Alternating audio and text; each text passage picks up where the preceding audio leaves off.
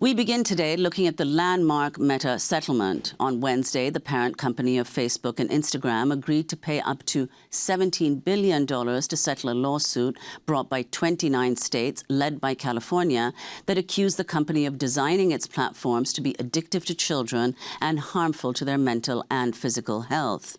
The social media giant will initially pay about $12 billion and an additional $5 billion if Snap, TikTok and YouTube reach similar agreements.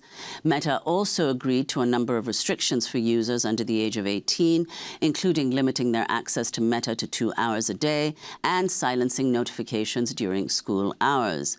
Meta will also block their access to its platforms from midnight to 6 a.m. This is Victoria Hinks, mother of Alexandra Hinks, who died by suicide at the age of 16, reacting to the settlement.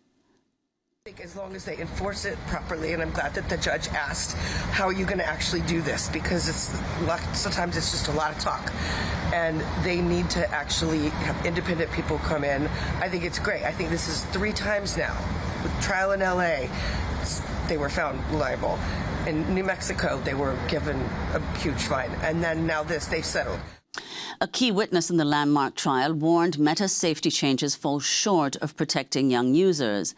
Whistleblower and ex-Facebook employee Arturo Bejar said, quote, "The limitations that are in the agreement are the equivalent of saying, well, you can smoke as many cigarettes as you can in 2 hours a day. It doesn't make the cigarettes any safer." The Meta case is being called a bellwether federal trial, potentially marking an inflection point for an industry that has largely escaped regulatory efforts. The Meta settlement also raises larger questions about the role of government in regulating powerful technology companies, especially in the age of rapidly expanding artificial intelligence, or AI. Well, for more, we're joined now by Amba, co-executive director of AI Now Institute and former senior advisor on AI at the Federal Trade Commission. Amba, welcome to Democracy Now! If you could just begin by responding to this settlement, its significance. It's significant and it's welcome, particularly for an industry that isn't very used to being held to account for its impacts on the public. And $17 billion roughly across 10 years, it's a big number. It's certainly a big number compared to the fact that the Trump DOJ was able to muster up a paltry $400 million from TikTok just about a week ago in a similar child privacy case, right? But I think, we've reached that point, and the mother's testimony speaks to this, which is fines, no matter the volume, particularly for companies for whom even $17 billion is, a couple of days of what they're spending over 10 years on AI infrastructure, right? So for them, it's a drop in the ocean. But maybe more importantly, if we look at what Meta is agreeing to in this settlement, it's design changes, it's design fixes. But we're not really getting at the root cause of why do we have infinite scroll, or why are these platforms being architected in ways that are designed to addict teenagers? And the answer is the business model. It's the business model of surveillance advertising, where it is optimization of engagement and attention at any cost. And I think if we don't get at those root cause fixes, we're going to be stuck, playing whack-a-mole once the harms have already metastasized. Well, just to go back to, it is $17 billion, but in fact, it's at the moment $12 billion, and the remaining 5 is contingent on what Meta, YouTube, and TikTok do. What do you think the chances are that they would also agree? Look, firstly, this is $17 billion. It's over 10 years. But to your point on whether industry will follow suit, I think at this point, the evidence of the harm involved in this case of mental health impacts are unavoidable for the industry. We've reached the point where this is the least they can do to prevent harms that have metastasized and have already caused, suicide. So I think this doesn't seem like a place that they're going to negotiate. I think for these firms, they're always looking to the next frontier. here, and where can they eke out the maximum sort of space. Their recklessness in this case, I think they've already sort of been clamped down on. And could you explain what is Section 230 of the Communications Decency Act, and how has it been used in these cases? Right. So, if firms have a great deal of immunity for user-generated content, but what's happened is that they often use this as a shield to say we're just a neutral platform. But I think what these cases really bring out that there are these mechanisms of optimization of our attention, and these design features that are very much transforming these platforms from much more than just a kind of neutral vessel for content, but certainly shaping our attention flows in ways that they get to architect. And whether that's to buy things or for the kind of political opinions we shape, they're playing a much more fulsome role in shaping information flows. And so they use, I think that is why Section 230 and the like have come back into focus, because people really are questioning the basis of these immunities in the first place. So you talked about the root cause. I mean, it is true, this problem or this fact of the infinite scroll. What are the ways in which those are being, the fact of this root cause of infinite scroll, among other things, how are those being addressed? And is there the role of government here? Who can regulate or in any sense alter what is now practically universal across social media? Precisely. I think what this case tells us is that we cannot be relying on fines or certainly even on litigation after harms have already transpired. What we need are rules of the road, and we need rules that go to the root cause of the business model. Now, like I said, in the case of social media, that's the surveillance advertising business model. How do we actually, shut that engine down so that we're not stuck dealing with the symptoms of that engine? And I think these are the lessons we need to be taking to AI right now. Not in 5 years, not in 10 years. This is the moment to set the rules of the road and really protect and put public safety and public health first. So just tell us, you've been advising governments, including the US government, on artificial intelligence.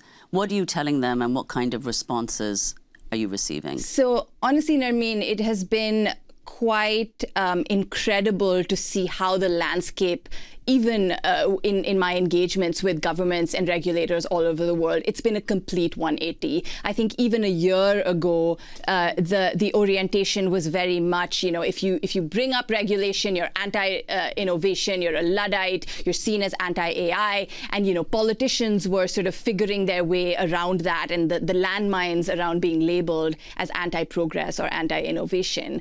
But cut to today, I think in prominent part because of data center activism across the country, but also a general feeling among the public that AI seems very anti-people. It seems like it might be coming for our jobs. It might be coming for our kids' health. I think the fact that public opinion has sort of made itself heard and is very concerned about these technologies and their impacts has also meant that I think the public, once again, has the listening ear of the political class. And the question now is, what do we do with it?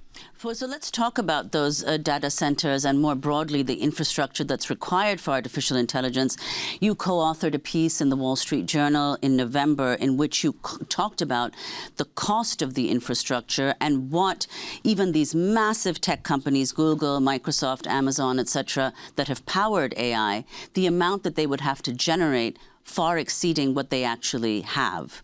Right. So the industry, the AI industry at this point has chosen to go all in on an extraordinarily capital intensive trajectory, right? Bigger is better into infinity. And the question really is sort of who is going to foot the bill. And what we argue and have been arguing is that actually the government in this case, and particularly the White House, the Trump White House, has taken an orientation that goes beyond just sort of reassuring industry that they will not come for them with regulation. It's a step further. They're acting not just as customer, but really as underwriter for this trajectory. They're doing this through public procurement contracts of, large numbers. They're doing this through the commitment of federal lands for data centers, at basically, laying out public lands for the use of AI data centers. They're actually doing the bidding of AI companies abroad to get contracts for these companies companies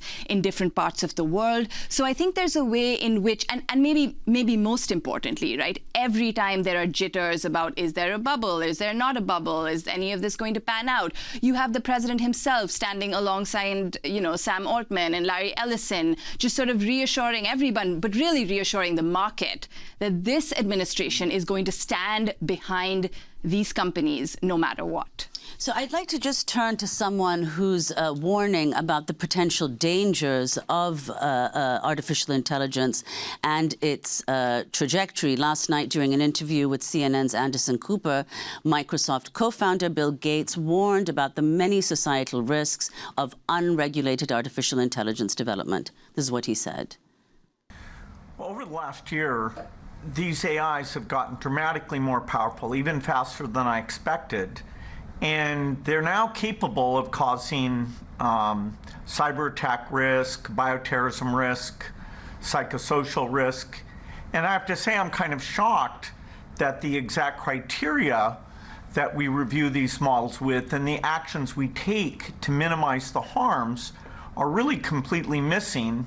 And the broad dialogue, we get all of society talking about the trade-offs here, that's just not taking place. And so, we've got to minimize these harms through careful review and criteria, and we have to accelerate the good stuff, or else, we could have a complete backlash that AI would suffer from.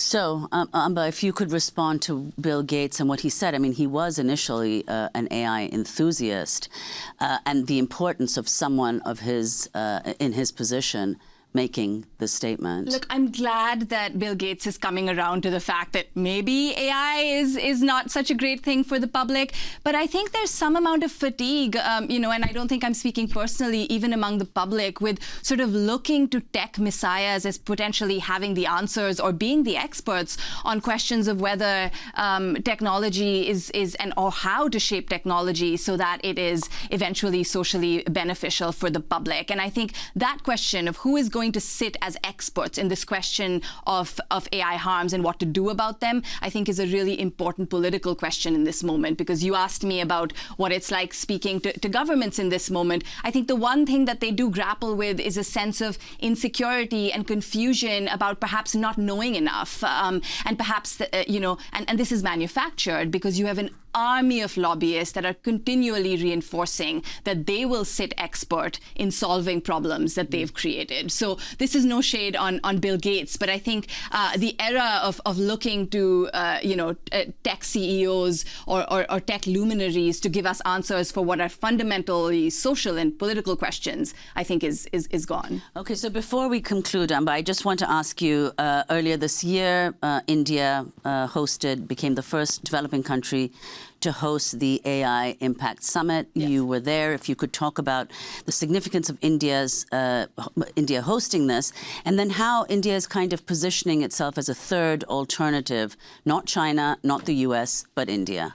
Look, I think the India question is in some ways much broader than just India. I think it's the question of if we sitting here in the United States are worried about corporate consolidation in these few big tech firms and our digital infrastructures being controlled by the tech overlords, then that has reached the point of being an existential crisis for the rest of the world that has seen over the last 5 years what that looks like when you have core digital infrastructure controlled by companies that are eventually beholden to erratic demands from the White House. And that is absolutely a crisis. Now, what to do about it? I think where the India summit was interesting is that instead of submitting to the notion that we're all in this race against China and there's just, we all have to be all in on this one race or else, I think there was an effort by India and many other countries, I think, to try to eke out the space to say, are there other ways? Are there other ways to build these technologies that not only have the kind of harmful environmental and other impacts that the scale paradigm does,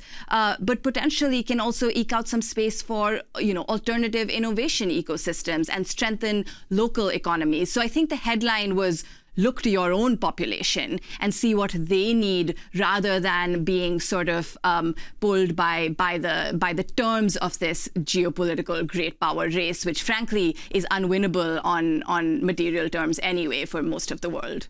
Thank you so much, Amba, co-executive director of the AI Now Institute and former senior advisor on AI at the Federal Trade Commission. She's advising governments and government bodies on regulating AI. Thanks for watching Democracy Now! On YouTube. Subscribe to the channel and turn on notifications to make sure you never miss a video. And for more of our audience-supported journalism, go to democracynow.org, where you can download our news app, sign up for our newsletter, subscribe to the daily podcast, and so much more.